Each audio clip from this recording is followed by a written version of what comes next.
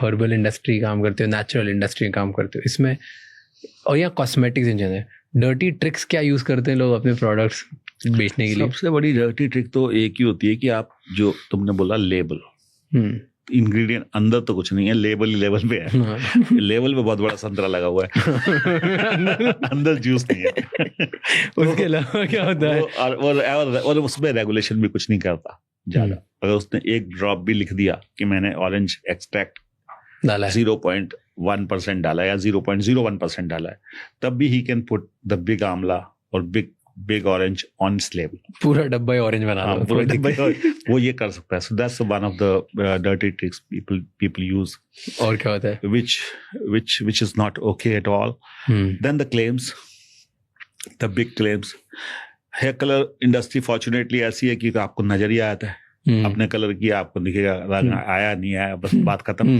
So but पर जो दूसरे क्लेम्स हैं, जैसे कि वो इतने दिन में गोरा हो जाएगा, ये लेवल गोरा हो गया, 3 level, 7 level, 3 level, 5 level, 6 level, तो वो लेवल्स करके, I think those are the normal tricks which I find बेकार। हाँ, which doesn't work। नकली। हाँ, वो जो पूरी नकली है, पूरी नकली।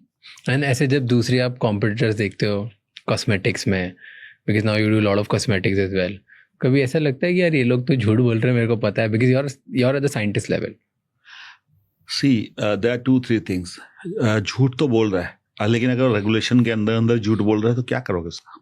तो ये फ्रस्ट्रेट होते हो कभी, यार मैं भी करता हूँ, ऐसे धंधा बनाते हैं? नहीं, ऐसे धंधा नहीं बनाते, कोई जरूरत नहीं है, ऐसे धंधा बढ़ाने की बिल्कुल जरूरत नहीं लगती। बट दूसरे लोगों को देख के लगता नहीं यार ये तो 1000 करोड़ बन गया, 2000 करोड़ बन गया? कोई बात नहीं। आई थिंक वो मुझे नहीं करता, मेरे को नहीं अट्रैक्ट करता, वो बिल्कुल नहीं करता।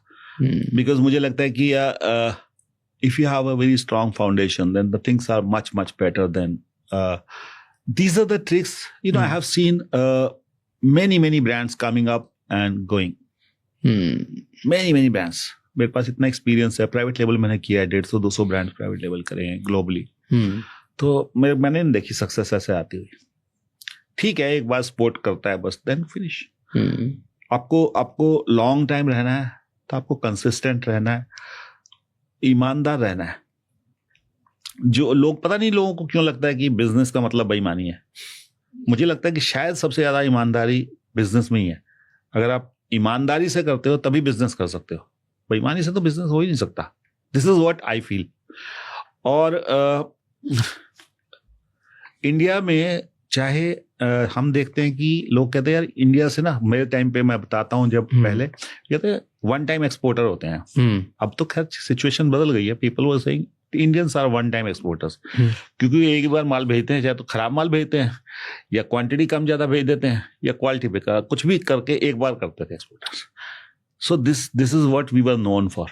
बट आई थिंक जब से मतलब हमने शुरू किया था, अगर आप कस्टमर के साथ बन जाते हो, उसके हिसाब से काम करते हो, तो आप रहते हो लगातार, कोई दिक्कत नहीं होती आपको।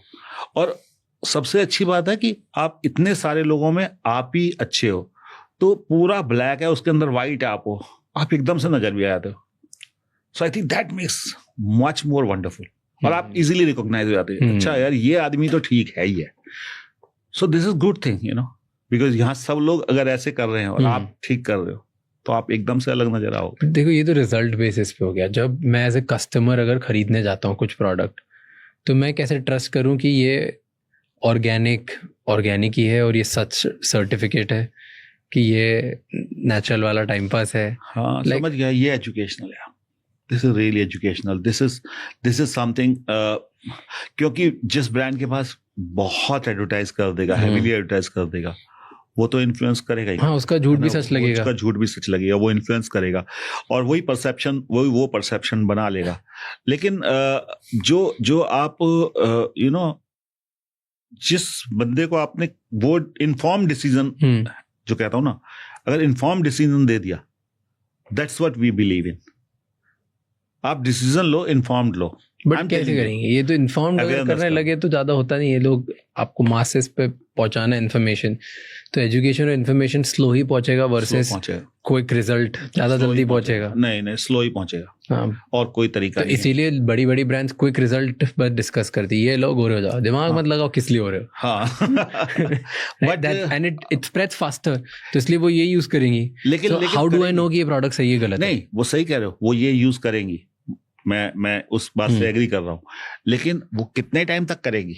अरे बहुत कंपनी थी तो चलेगा ही, चली आ रही है 20-30 साल से। वो मैं नाम नहीं लेना चाहता, बट है बहुत सारे। ग्राहक बदलते रहते हैं उनके, ग्राहक सेम नहीं रहते। आप उनके टर्नओवर में बहुत ह्यूज जंप नहीं देखोगे कभी भी, क्योंकि एक बार एक को बनाई उसने टोपी, अगली बार दूसरे को पहना रहा है, फिर तीसरी बार, तो वो हर रोज नया, रोज कुआं खोद रहा है, रोज पानी पी रहा है। तो मुझे लगता है कि अगर आप कंसिस्टेंट बिजनेस, लंबा बिजनेस और लगातार बढ़ते रहने वाला बिजनेस करते हो, तो आपको एक जेन्युइन और एक अच्छा बिजनेस करना पड़ेगा। This is what I